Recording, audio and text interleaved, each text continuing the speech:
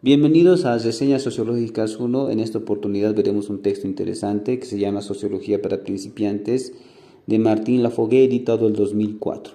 El texto empieza definiendo que sociología, para ello cita varios autores, entre los más conocidos a Weber, Adorno y Parson. El texto señala que cada sociólogo importante ha desarrollado una sociología, ha construido su propia teoría sociológica, ¿no? Entonces dice, no hay una sociología, hay sociologías, hay teorías sociológicas. ¿Y qué se entiende por teoría sociológica? Se entiende como aquella visión de la realidad, es decir, aquella que es sistemática, aquel aparato teórico conceptual que sirve para ver la realidad social o para entender los fenómenos sociales. Después establece cómo ha surgido la sociología. Hay un momento de filosofía social donde autores como Platón, Aristóteles, Tucídides han comprendido lo social o la buena sociedad en el sentido de la filosofía social.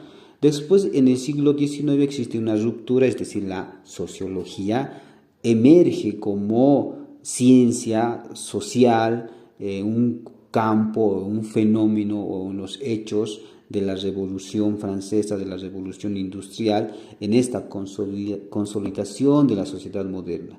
Es en ese contexto donde nace la sociología. Después el texto se divide yo lo dividiría en tres partes, en los primeros sociólogos que han aportado a la sociología, los clásicos de la sociología y la sociología contemporánea.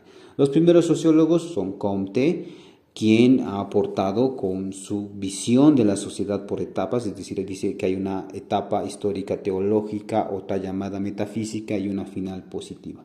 Saint-Simon comprendía a la sociedad, por ejemplo, en el sentido de la sociedad industrial, de los fenómenos que él ha vivido, ¿no? De los administrativos, de la burocracia, de la sociedad de los empresarios. Y Spencer, ¿no? De los precursores de la sociología también, quien entendía la sociedad en el sentido de que ésta era parte de la naturaleza, por tanto no podía cambiarse. Entonces existe una especie de sociología alemana, donde el principal representante es Tönnies. Él entendía las relaciones sociales divididas en dos campos, tal vez. Una de la comunidad, que estaba más entrelazada a la naturaleza, a lo espontáneo, a los afectos, y una sociedad que estaba fundada o enraizada en el sentido del cálculo, del contrato, de la racionalidad.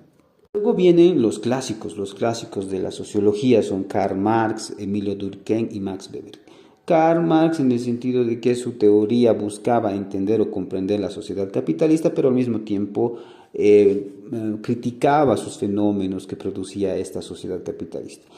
Algo interesante del texto es que Marx sí comprendía y estaba consciente de que su obra o su teoría de la sociedad no era completa, que sí necesitaba ampliarse, que su teoría no abarcaba todas las dimensiones de la realidad social. Emil Durkheim, dentro de los muchos aspectos que el texto desarrolla de cada autor, nosotros estamos haciendo simplemente una reseña, una síntesis.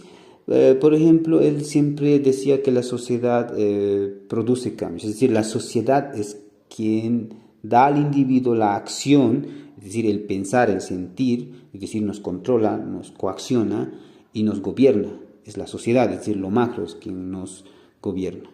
Tenemos a Max Weber, quien explica que si la sociología quiere entender realmente la vida social, debe empezar a entender y explicar las creencias, las intenciones, los valores y significados para una real comprensión de la vida social, es decir, de los factores objetivos que debemos entender. Él también desarrolla un interesante concepto de los muchos que tal vez existen en el texto, el tema de la racionalidad, y dice que es un conjunto de fenómenos entrelazados, unidos con el uso de la ciencia, la tecnología aplicadas a la producción, a las actividades sociales, a las organizaciones económicas, en la eficiencia, en la técnica y en la burocracia.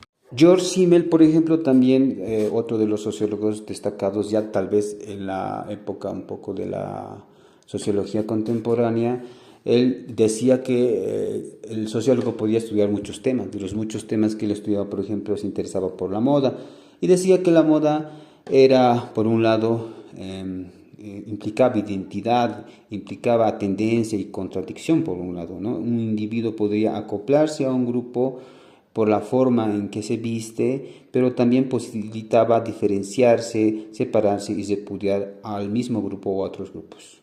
Alfredo Pareto, ¿no? Él dice que incluso en las sociedades más democráticas existe una división entre la élite o la aristocracia y la masa o la mayoría. En toda sociedad existen estos dos fenómenos y a lo largo de la historia se expanden estos dos fenómenos. Por otro lado, también desarrolla un poco de la teoría crítica de la Escuela de Frankfurt, de tendencia marxista, pero con otros elementos también.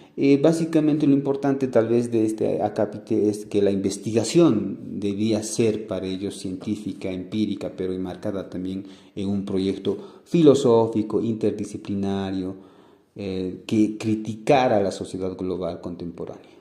Otros elementos que tiene dentro de ella, por ejemplo, está la industria cultural, etc. Por un lado podemos ver la Escuela de Chicago, ¿no?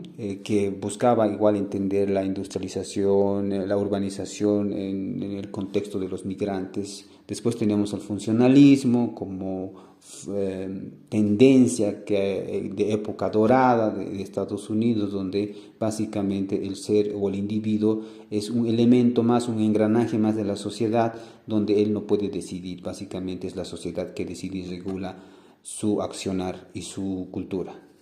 Entonces el texto nos lleva a una serie de autores, entre ellos está Marcuse, Goldman, Garfinkel, Berker, Luhmann, Bourdieu, Alain Touraine, Adorno, Gieden, la teoría de la modernización, la globalización, la teoría del modelo del sistema mundial y entre otros. Entonces el texto es interesante, es rico en este largo recorrido que ha tenido la sociología como ciencia y los aportes que han hecho los sociólogos. Les invitamos a